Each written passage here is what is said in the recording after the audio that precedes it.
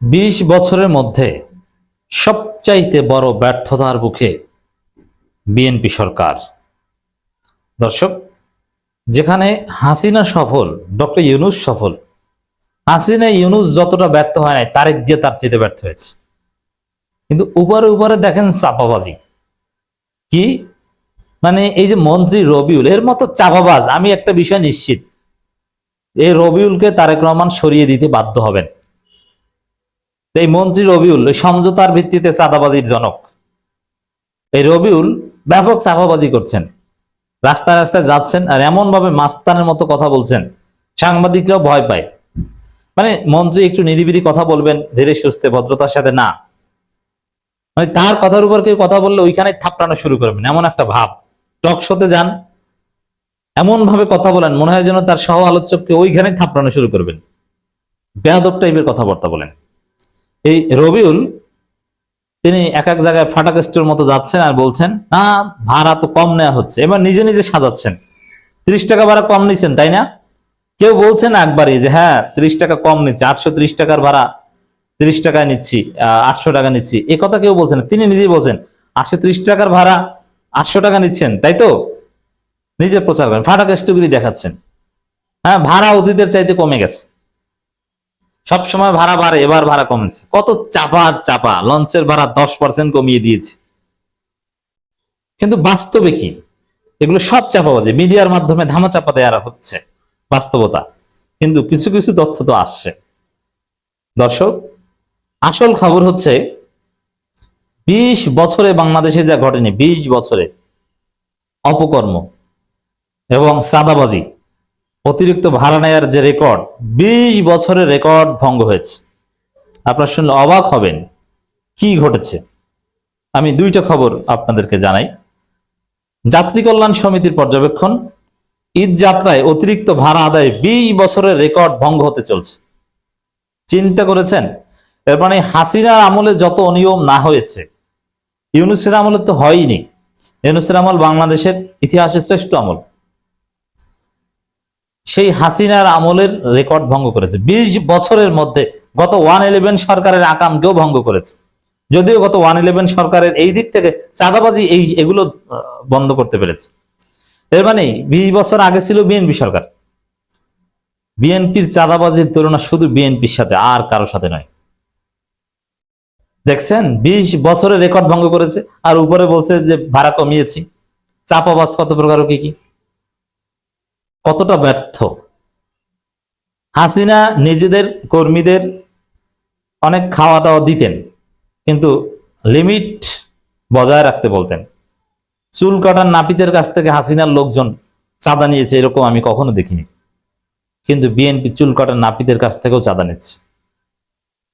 এবং রাস্তায় যারা ডিম বিক্রি করে, হাটে আর ডিম বিক্রি করে, তাদের কাছ থেকেও টাকা নেয় বিএনপি।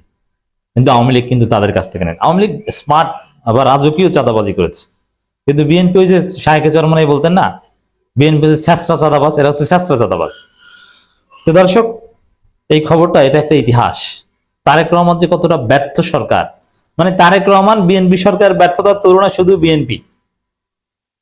বিএনপির চাইতে আওয়ামী লীগ আমল, হাসিনা আমল ভালো ছিল, অ্যাটলিস্ট এই দিক থেকে। আমি বলছি সব দিক থেকে, হ্যাঁ গুম খুন এই দিকটা হচ্ছে হাসিনার সবচেয়ে ব্যর্থতা। এগুলো বাদ দিলে অনেক ভালো ছিল নানান দিকে। ঈদযাত্রা বাসে 148 কোটি টাকা বাড়তি ভাড়া আদায়, 148 কোটি টাকা বাড়তি ভাড়া আদায়, আর কত হাজার কোটি টাকা চাঁদাবাজি করেছে।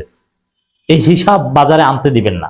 বিএনপি সমস্যা সমাধান করছে না, সমস্যা মিডিয়ায় আসতে বাধা দিচ্ছে। এটা হচ্ছে তাদের ধান্দাবাজি। তো দর্শক, এগুলো জাতিকে জানানো দরকার।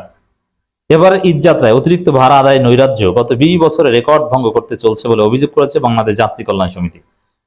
এখন এই যাত্রী কল্যাণ সমিতি যারা বলেছে, তাদেরকে মামলা টামলা দিয়ে কি এই যাত্রী কল্যাণ সমিতি দখল করা, বিএনপির মাধ্যমে এই যাত্রী কল্যাণ সমিতি গঠন করার উদ্যোগ অলরেডি নেওয়া শুরু করেছে। কারণ বিএনপির চাপাবাজি ফাঁস করে দিয়েছে। এগুলো সোশ্যাল মিডিয়া যেহেতু আছে, এটা বন্ধ করতে পারবে না। বিএনপি মালিক সমিতি, শ্রমিক সমিতি সব দখল করেছে। দখল করে তাদের মাধ্যমে বলাচ্ছে এই যে ভাড়া কম নিচ্ছি, তাদের মাধ্যমে বলাচ্ছে যে না না না, চাঁদা তো দিচ্ছি না আমরা, ওটা আমরা সমঝোতার ভিত্তিতে দিচ্ছি।